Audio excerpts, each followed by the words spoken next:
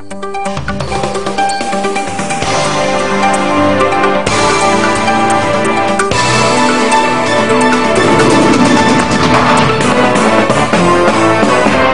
TVT au cœur de l'information.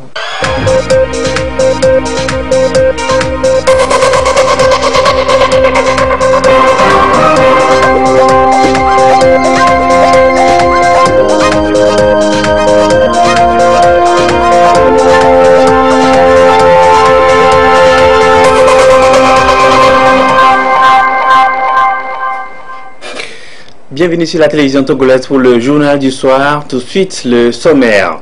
35 millions de dollars débloqués au Togo par le Millennium Challenge Corporation MCC pour le compte du programme Threshold. Le pays est récompensé pour ses efforts en matière d'amélioration de l'accès à des services de technologie de l'information et de la communication ainsi que le foncier.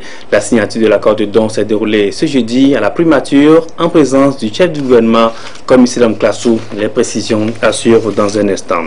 Le premier forum économique Togo-UE, c'est du 13 au 14 juin prochain à Lomé. Plus de 400 investisseurs de la diaspora togolaise et d'Europe sont attendus à ce rendez-vous d'opportunités d'affaires et de financement des projets des jeunes entrepreneurs togolais. Et puis l'amour célébré ce 14 février, jour de la Saint-Valentin, occasion pour certains couples de raviver la flamme de leur amour par de petits cadeaux, des roses et des bouquets de fleurs. Les boutiques et restaurants sont aux couleurs de l'événement, le rouge et le blanc, à découvrir en fin d'édition. Voilà pour les principaux titres. Bonsoir et bienvenue aux 20h. C'est la récompense des projets, des progrès réalisés ces dernières années par le Togo dans les secteurs des technologies de l'information, de la communication et du foncier. Cette récompense se chiffre à 35 millions de dollars débloqués par le Millennium Challenge Corporation au Togo pour le compte du programme Threshold du Seuil. C'est à travers un accord de don signé ce jeudi entre les deux parties. Le MCC, l'organisme américain, entend par cet appui accompagner le pays à stimuler davantage la croissance économique et réduire la pauvreté. La cérémonie de signature de cet accord de don a été présidée par le Premier ministre commissaire Klassou. Les précisions de Robert Patobé et Luc Assis.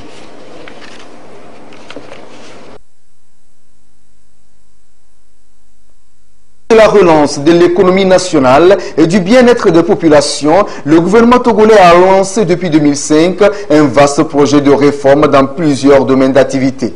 L'amélioration constante de ses performances, notamment dans les domaines de la bonne gouvernance, des libertés économiques et de l'investissement dans le capital humain, a valu au Togo d'être sélectionné par le conseil d'administration du Millennium Challenge Corporation MCC des États-Unis pour bénéficier du programme Seuil. La signature ce jour de l'accord de don entre le gouvernement togolais et le Millennium Challenge Corporation MCC des États-Unis d'une valeur de 35 millions de dollars US consacre les efforts du gouvernement en matière de réforme. Cette enveloppe financière va permettre au Togo de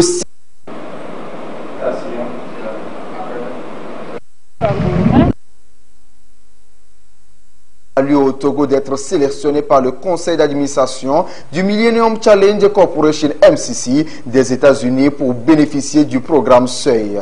La signature ce jour de l'accord de don entre le gouvernement togolais et le Millennium Challenge Corporation MCC des États-Unis d'une valeur de 35 millions de dollars US consacre les efforts du gouvernement en matière de réforme. Cette enveloppe financière va permettre au Togo de stimuler la croissance économique et de réduire la pauvreté grâce à des investissements dans les secteurs des technologies de l'information et de la communication et celui du foncier. Nous allons d'abord dans un premier temps faire des études pour savoir quelles sont les améliorations nécessaires à apporter au secteur des télécommunications au Togo. Ensuite, suivra une phase d'investissement. Évidemment, nous avons l'objectif de faire ici au Togo, je dirais, un système de communication assez moderne, avec un Internet très moderne, accessible à tous, quel que soit l'endroit du territoire où vous allez vous trouver. Ça, c'est un des objectifs. L'autre, l'agriculture, je l'ai dit, c'est accroître la production agricole à travers la réforme foncière. Nous l'avons déjà commencé, nous avons adopté le code foncier et vous verrez dans les années à venir, vous verrez que la propriété foncière sera davantage sécurisée à travers un cadastre très moderne. À travers cette signature, c'est une nouvelle ère de coopération qui s'ouvre entre le gouvernement togolais et américain. Les deux parties s'engagent ainsi à œuvrer ensemble pour que le montant alloué contribue significativement à une amélioration des conditions de vie des populations togolaises. We're very proud to work with Togo. Notre programme va cibler deux secteurs fondamentaux, c'est le régime foncier et également le secteur technologie de l'information et de la communication. Vous savez, les technologies de l'information et de la communication, c'est la voie de l'avenir. Aussi, nous voudrions aider le Togo pour que chaque citoyen togolais puisse avoir accès à l'Internet et aux technologies de la communication. Les changements que nous anticipons particulièrement au niveau du droit foncier, c'est que nous voulons aider le Togo à clarifier le régime et les droits fonciers. Cela aidera à générer les revenus en stimulant également l'économie de ce pays. Et nous voulons également aider chaque personne à avoir le droit de transférer ses propriétés, les propriétés foncières fondamentalement. And you have the right to transfer properties. Témoin privilégié de cette signature d'accord de don, le Premier ministre chef du gouvernement, Kwame Selom Klasu, s'est réjoui du fait que cette signature soit la preuve du pragmatisme des réformes engagées par le Togo. Le Togo, notre pays, sous le leadership du président de la République, son Excellence M. Faure Esozimna Gnassingbé, a engagé depuis plusieurs années un certain nombre de réformes courageuses en vue de créer les conditions pour le développement durable et inclusif de nos populations, mais également favoriser l'émergence de notre pays, le Togo. C'est donc dans ce cadre que se situe aujourd'hui la signature du programme Threshold d'un montant de 35 millions de dollars américains. Cette signature est la preuve du pragmatisme des réformes engagées par notre pays et qui attire nos partenaires en développement et particulièrement nos amis des États-Unis d'Amérique. Les deux domaines couverts par le Threshold ou le programme Seuil, à savoir le foncier et celui des nouvelles technologies de l'information et de la communication, sont des domaines très importants et qui font partie d'un vaste programme de réforme engagé par notre propre pays. Nous nous réjouissons d'avoir en interne pris à bras le corps ces domaines que vous avez identifiés et qui s'inscrivent dans le cadre de notre partenariat, à savoir le partenariat du MCC. Selon le Premier ministre, les secteurs ciblés par le programme Seuil arriment bien avec le plan national de développement du Togo PND, surtout en son axe 2 qui fait de la transformation du secteur agricole un véritable levier pour générer des ressources additionnelles en vue de faire face aux besoins des populations. L'émergence de l'agriculture nécessite que le problème foncier soit réglé. Et c'est une des dimensions prises en compte dans le cadre de ce partenariat MCC. Je suis heureux de vous montrer l'exemplaire du Code foncier et domanial adopté par l'Assemblée nationale le 14 juin 2018.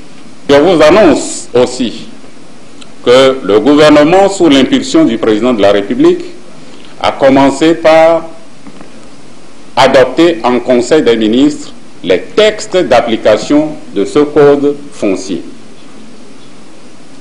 C'est pour vous dire avec quel empressement le gouvernement togolais veut aller de l'avant, veut créer les conditions afin de lutter efficacement contre la pauvreté et faire de notre pays un pays émergent. Nous nous réjouissons aujourd'hui de la signature de cet accord qui vient encourager le gouvernement dans les initiatives déjà prises et qui doit nous permettre, j'en suis persuadé, d'aller de l'avant et faire de notre pays, le Togo, un pays, comme je l'ai déjà dit, émergent. Un pays dans lequel les habitants se plaisent à vivre parce que la paix, la sécurité que nous avons aujourd'hui est menacée par ce que vous connaissez, l'intégrisme, la criminalité de tous ordres. Nous voulons, sous le leadership du président de la République, créer les conditions pour que notre pays aille de l'avant. La signature ce jour de cet accord de don est le fruit de 3 bonnes années de travail menées par une équipe togolaise et les experts du MCC. Le processus a également connu une forte participation des acteurs du secteur privé et de la société civile. Une preuve que les plus hautes autorités du pays conjuguent avec tous les acteurs pour le développement du pays. Et pour leur important rôle dans la finalisation de cet accord, tous les acteurs, à l'instar de l'ambassadeur David Gilmour des États-Unis, en fin de mission au Togo, ont reçu le témoignage de gratitude du chef du gouvernement. Et toutes nos excuses pour les imperfections constatées lors de la diffusion de ce sujet. Une date et un lieu à bien noter dans vos agendas. Il s'agit des 13 et 14 juin prochains à Lomé, où va se tenir le tout premier forum économique Togo-Union européenne. Un rendez-vous d'affaires qui verra la participation de plus de 400 investisseurs de la diaspora togolaise et d'Europe et axé sur le PND, Plan national de développement 2018-2020. Une centaine de projets sera présenté aux investisseurs pour financement, annonce faite hier par la cellule en charge de l'organisation de cette rencontre, dont le thème est bâtir des relations économiques durables et pérennes. Les détails avec Augustin Kossi. La cellule en charge de l'organisation du tout premier forum Togo-Union européenne face aux hommes des médias. Au menu, les grandes lignes et enjeux de ce rendez-vous d'affaires qui devra bâtir des relations économiques durables et pérennes entre le Togo et l'UE. À cette rencontre, plus de 400 investisseurs des 28 pays de l'Union européenne ainsi que de la diaspora togolaise sont attendus. Elle se veut une plateforme d'échange et des opportunités autour du plan national de développement 2018-2022 basé sur 3 axes prioritaires. Et c'est au tour du ministre du Commerce en charge du développement du secteur privé et de la promotion de la consommation locale de dévoiler l'agenda et les enjeux du forum Togo-UE prévu du 13 au 14 juin prochain. Le Togo progresse et c'est donc dans ce cadre-là que s'organise ce premier forum qui nous permettra de mettre en œuvre les axes prioritaires du plan national de développement 2018-2022, notamment en ce qui concerne le premier, faire de Lomé un hub logistique d'excellence et un centre d'affaires de premier ordre dans notre sous-région ouest africaine.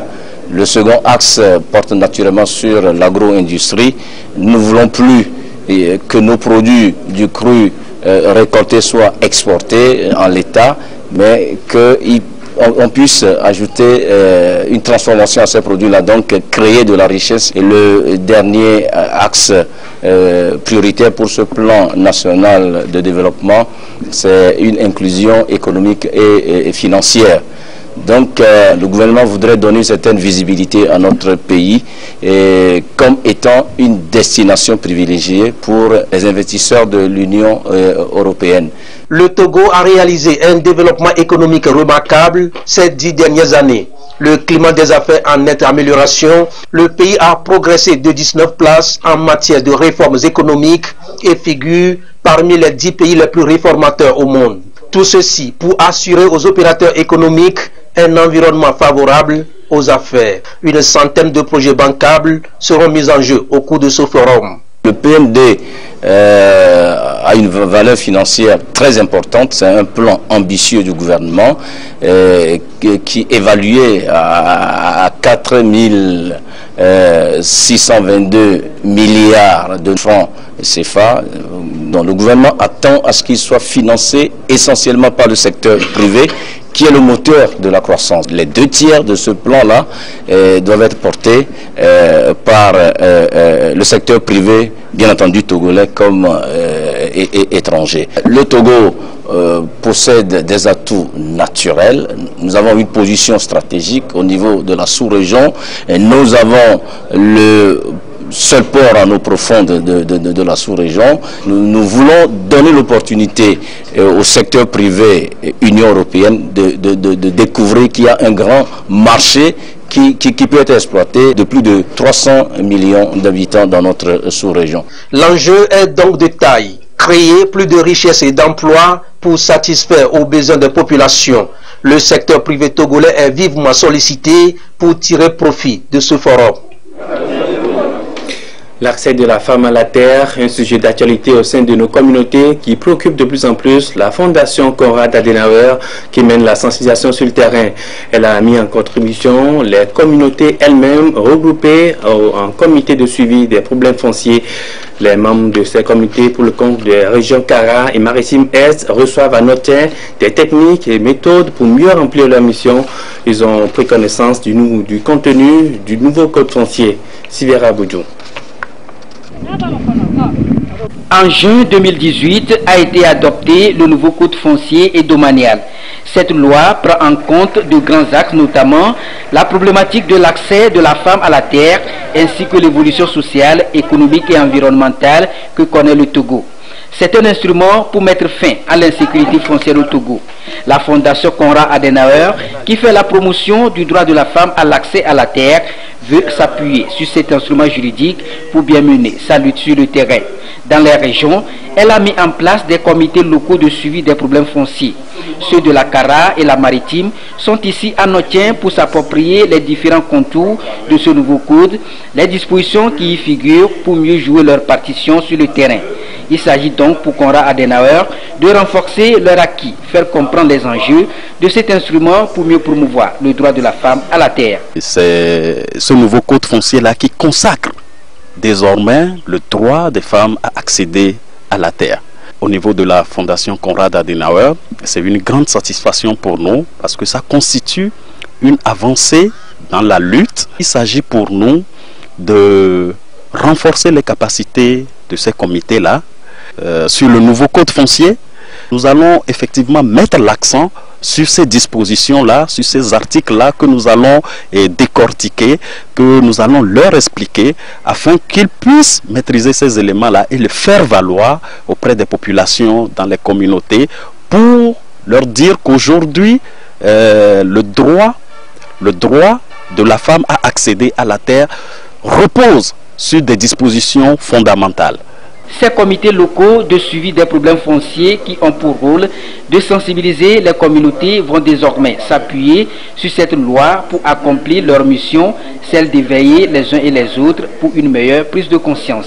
Nous pouvons nous fonder sur cette loi-là pour approcher les populations et essayer d'aplanir les dernières poches de résistance qui existent dans les communautés. Parce que se fondant sur les lois, les gens comprendront que c'est une disposition nationale, les gens comprendront que c'est une loi et donc qu'il y a nécessité de respecter cette loi-là.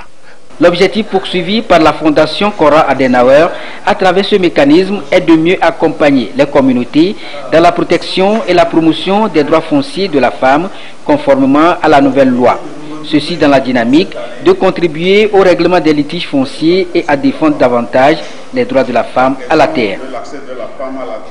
Le programme de la Fondation Tony Eloumelou, les jeunes entrepreneurs togolais ont besoin de savoir tout sur cette plateforme d'orientation et d'accompagnement en matière entrepreneuriale. Eh bien, le FAEJ, le Fonds d'appui aux initiatives économiques des jeunes, leur offre l'opportunité. C'est à travers le rendez-vous Jeudi Jose qui se tient chaque deuxième jeudi du mois. Après la séance, les jeunes entrepreneurs savent désormais comment postuler et bénéficier du programme Tony Eloumelou Foundation. C'était cet après-midi à la Blue Zone Kakaveli. Le récit de Marie-Reine Abeta et Sonia Amenipo. Le programme Entrepreneurship de la Fondation du milliardaire nigérien Dr Tony Eloumelou se veut une approche de solution aux problèmes de financement des jeunes entrepreneurs. C'est un programme mis en place pour financer chaque année sur le continent 1000 jeunes porteurs de projets à hauteur de 5 000 $ américains. À ce rendez-vous de jeudi Jose, les jeunes entrepreneurs togolais sont informés sur le programme et les procédures pour y postuler. Les entrepreneurs doivent d'abord connaître la page de la fondation Tony Elumelu qui est le www.tonyelumelufoundation.org. Ensuite, en allant sur la page, ils doivent sélectionner, postuler au programme type. Voilà. Maintenant, il y a diverses astuces dans le questionnaire du programme Tony Elumelu que nous sommes venus partager avec les jeunes aujourd'hui Jose du FAEJ. J'ai été sélectionné en 2015, j'ai eu le financement, nous avons monté une entreprise aujourd'hui, nous embauchons 28 personnes, nous sommes, ça s'appelle Generalware. Nous pensons qu'un modèle comme ça est un modèle qui peut réussir. J'élève les poulets pondeuses, mais en fait le point foculant de ma recherche c'est d'avoir une machine qui clore les œufs. Donc je vais postuler et je compte déjà gagner pour améliorer mon entrepreneuriat. Au total, 34 jeunes entrepreneurs togolais ont été financés par ce programme depuis 2015. La prochaine inscription commence au mois de mars prochain et la représentation de la Fondation au Togo entend faire participer au moins 40 jeunes togolais. Aucun développement n'est possible sans la paix. Les journalistes togolais s'approprient le concept depuis ce matin à Lomé. Ils sont une trentaine formés sur l'éthique et la responsabilité du journaliste en période de crise et de conflit pour la préservation de la paix. Une session de qualification à mettre à l'actif du conseil et formation en stratégie management de développement. Le point avec Eliad Banyandaou et Arnaud Kiliou. Ou de conflits sont sensibles pour les journalistes dans leur rôle de traitement et de diffusion de l'information. Cela appelle à plus de responsabilités pour préserver la paix sociale. Ce séminaire de qualification permettra aux hommes de médias de maîtriser les modes opératoires adaptés à toutes les situations afin qu'ils deviennent journalistes artisans de paix et de cohésion sociale. Nous allons outiller les journalistes avec certaines méthodes éprouvées. Nous avons une méthode que nous appelons la méthode SORA notamment, ou le Pentagone, ou le plan OSE. Donc c'est des outils rodés sur lesquels on va revenir avec les journalistes pour leur donner des outils d'analyse de conflits, de compréhension de conflits, de mode opératoire.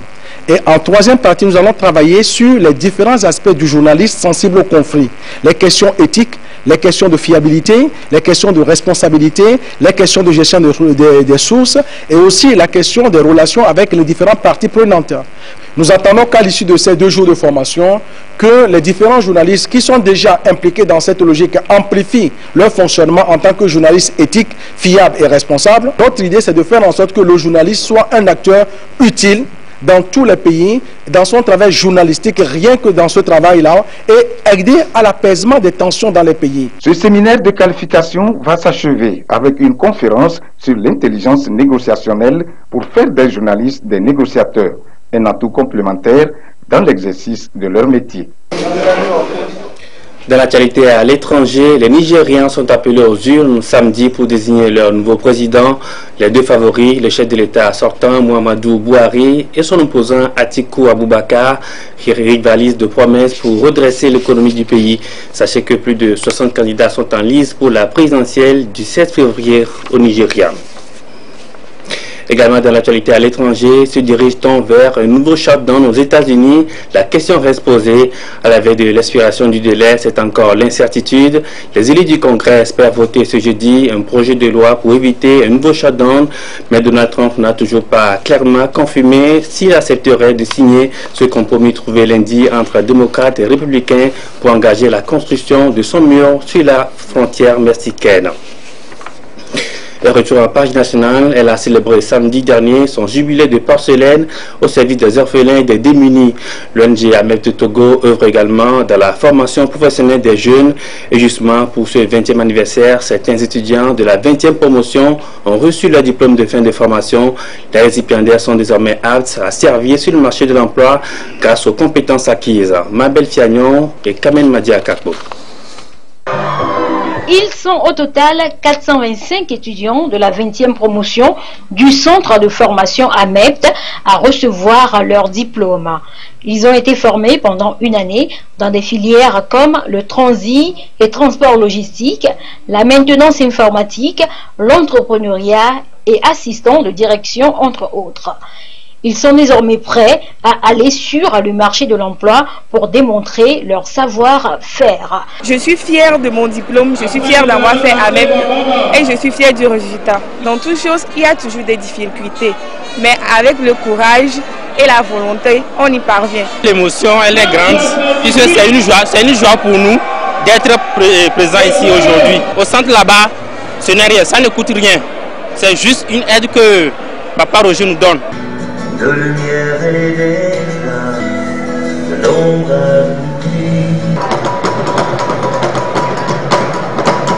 L'association Mieux-être pour tous, AMEPT, est une ONG qui œuvre il y a plus de 20 ans au Togo. En plus des formations diplômantes qu'elle offre aux plus démunis, elle prend également en charge environ 600 enfants déshérités dans son orphelinat dénommé Village d'enfants situé à Badja dans l'Avé. Un bilan vraiment très positif et très encourageant. C'est une joie pour ma modeste personne. Merci encore plus au chef de l'État, son excellent Faure Sozina Nyasingbe, car sans son intervention, l'ONG AMET ne serait plus sur pied aujourd'hui. L'ONG AMET est une organisation qui est basée sur l'agriculture. Et grâce à l'exploitation de nos terres, nous arrivons à couvrir les dépenses dans toutes les structures dans lesquelles nous sommes engagés. Pour les années à venir, les perspectives sont grandes. L'ONG AMEPT compte mener d'autres actions pour favoriser l'épanouissement des plus démunis. Depuis sa création, plus de 9000 jeunes ont été formés sur toute l'étendue du territoire togolais. Elle reçoit un coup de pouce de la fondation Liliane et Miva pour mieux exécuter son projet de réadaptation à base communautaire dans 5 régions du Togo dans une approche inclusive. La FETAF, Fédération togolaise des associations des personnes handicapées, a donc bénéficié d'un don de matériel roulant et de communication destiné à renforcer ses actions sur le terrain avec l'aide des différentes organisations partenaires. Le coût global du don est évalué à 43 millions de francs CFA. Les précisions de Mabel Fiagnon et Gérard Lagoudou. Il s'agit d'un important lot de matériel roulant et de communication reçu par la FETAF, Fédération togolaise des associations de personnes handicapées. Au total, 7 motos, des ordinateurs et tablettes, des imprimantes couleurs, des vidéoprojecteurs et des kits de sensibilisation de masse. Expression d'un appui technique et financier de la fondation Liliane et Miva basée aux Pays-Bas. Depuis 2015, la Fédération togolaise des associations de personnes handicapées joue le rôle d'organisation partenaire stratégique pour coordonner le programme d'appui aux enfants et jeunes handicapés au Togo.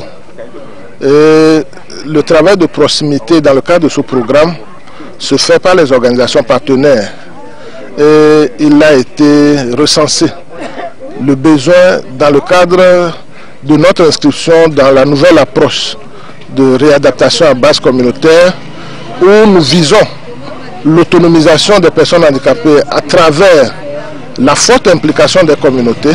Coût total du matériel, 43 730 466 francs CFA avec une participation de la fondation Liliane Miva à hauteur de 75%, soit 32 797 850 francs CFA et la contribution de la FETAF à 25% évaluée à 10 932 616 francs CFA. L'acte est généreux et répond au projet de promotion et de protection des droits des personnes handicapées, notamment les enfants et la jeunesse. Pour nous, c'est de témoigner notre gratitude, la gratitude des enfants et jeunes qui sont dans ce programme, la gratitude des organisations partenaires qui jouent le rôle de proximité sur le terrain, la gratitude de tout le réseau de la Fédération togolaise des associations de personnes handicapées aux partenaires techniques et financiers. Mais également, pour nous, cette gratitude ne sera effective que par un bon usage du matériel mis à notre disposition. Et nous promettons que tous les bénéficiaires feront un bon usage avec le suivi de la fêtière de notre réseau, qu'est la Fédération togolaise des associations de personnes handicapées. Au-delà de cet appui technique et financier, la FETAF bénéficie des séances de formation et de renforcement des capacités à travers la fondation Liliane et Miva. Ce matériel de transport et de communication sera réparti au profit de 11 organisations partenaires et associations membres de la FETAF dans les différentes régions du Togo. Et puis la page des sports avec Claude Ama. Claude, bonsoir. Bonsoir, Prudence. On commence avec cette triste nouvelle. C'est depuis lundi que la TVT est en deuil. Le chef de la division des sports, Alfred Kolani, s'en est allé à la suite d'une courte maladie. Prudence, certes, la télévision togolaise est en deuil, mais c'est la division des sports qui est sous le choc. Parce que nous avons perdu notre chef, notre grand frère et notre éclaireur. Et je me demande comment nous allons combler ce vide. Toute la division des sports est abattue par cette disparition tragique. Et moi personnellement, puisque j'étais son collaborateur direct, et nous nous voyons pratiquement tous les jours. Bref, on formait une famille au sein de notre division. Après les décès des doyens Kaomarus et Atoulou Vincent, Alfred et moi étions les deux anciens de la division. Maintenant qu'il est parti et que je me retrouve seul, Prudence, tu imagines ce que je ressens actuellement. C'est dur, très dur à accepter, mais il faut faire avec. Ce soir, la division des sports à travers ma modeste personne a une pensée pieuse pour lui. Puisse l'Éternel Tout-Puissant lui accorder le repos éternel. Après ce témoignage émouvant du chef Claude Ama à l'endroit du chef Alfred Kolani, place à la journée du championnat national de première division, Claude. Entre autres rencontres, l'ASK leader arrive à Lomé pour y défier le dynamique togolais. Pendant ce temps, Bolessou, la lanterne rouge, attend la visite du deuxième Bikinti de Bassar. Le calendrier complet avec Aflin Johnson. Après avoir repris son côté de leader, l'association sportive des chauffeurs de la COSA, SCK, sera en opération confirmation sur la pelouse de l'état-major des forces armées togolaises. Face à un dynamique togolais qui peine si souvent à s'en sortir dans son fief, l'on pourrait imaginer que le coup est jouable pour les conducteurs. Mais Tito de son côté a montré des signes d'une meilleure santé à Dabaon précédemment. Et ce match, c'est l'occasion éventuellement pour les militaires de répondre enfin à domicile. Le dauphin de l'SCK Bikinti de Bassar passe un examen risqué à Nero chez Golo sous la lanterne rouge.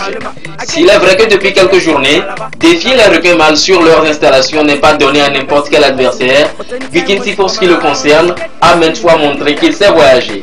La SCK en sait quelque chose. Il revient donc à Golo-Sou, qui lutte pour éviter le naufrage, de prendre le morceau par le bon bout. Loin du littoral à Chamba, on ne se fera pas de cadeau entre Koroki Metete 4e avec 24 points et Sarah FC 6e 23 unités. Un petit avantage néanmoins pour Koroki qui évoluera devant son public. Encore faut-il que le tenant du titre en fasse bon usage. 10e au sortir de la 16e journée, l'Est Togoport poursuit sa remontée. Et c'est Maranatha que le sort met sur la route des portuaires cette fois. Maranatha, une équipe qui se cherche entre le milieu et le haut du tableau.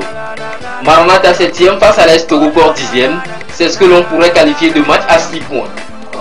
À suivre également pour le compte de cette 17e de la D1, Asco ASOTR Akara. Les condamnés vont peut-être se faire pardonner leur énième faux pas devant leur cadette ASCK. Les Anges de Notien reçoivent Fouadan et Dabaon. Gomido et Semassi ont rendez-vous à Palimé. En deuxième division, Agaza Omnisport, qui occupe le rang des dauphins dans la zone sud, devra forcément venir à bout de Kotoko de l'Alger et espérer dans le même temps que le premier, Ifrodia Dadakwame trébuche à Babou devant Piti pour se rapprocher un peu plus du fauteuil à l'occasion de la 15e journée. Au nord, où on en est en revanche à la 13e, Unisport de Sokoré 2e accueille l'Est Bina 5e, entre autres affiches. Et puis Claude, on va clôturer la page des sports avec la première édition du tournoi de Horseball, un jeu de ballon à dos de cheval qui aura lieu dimanche à la plage de Lomé. Prudence, cette première édition qu'organise l'association Action Équestre de la République du Togo drainera sûrement beaucoup de curieux. N'est-ce pas, Jean-Kofi Edeji? L'association Action République du Togo innove la première édition du tournoi de Horseball.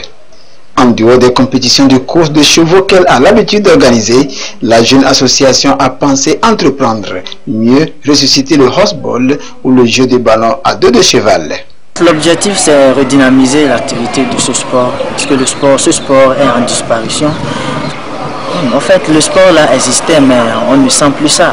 Vous voyez, donc nous sommes là pour le redynamiser, pour le recréer, juste faire des activités de temps en temps et permettre aux populations ou aux désireux de pratiquer ce sport, parce que les gens aiment ce sport.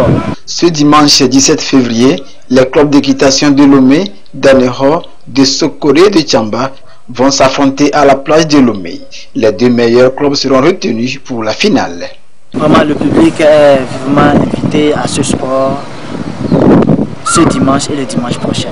La grande finale de cette première édition du tournoi Horseball est prévue pour le 24 février, toujours à la plage de Lomé.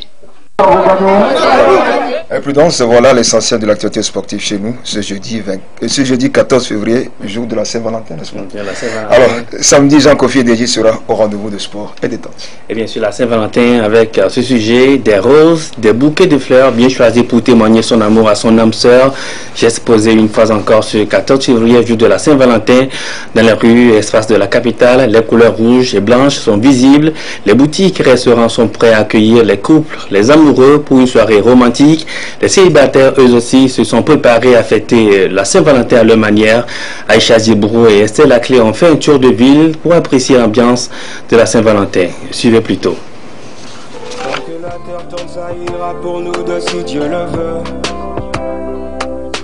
La Saint-Valentin, une fête très ancienne dont la plupart des traditions se sont perdues, mais dont il subsiste encore aujourd'hui quelques rituels comme l'envoi de cartes, des fleurs ou encore de chocolat.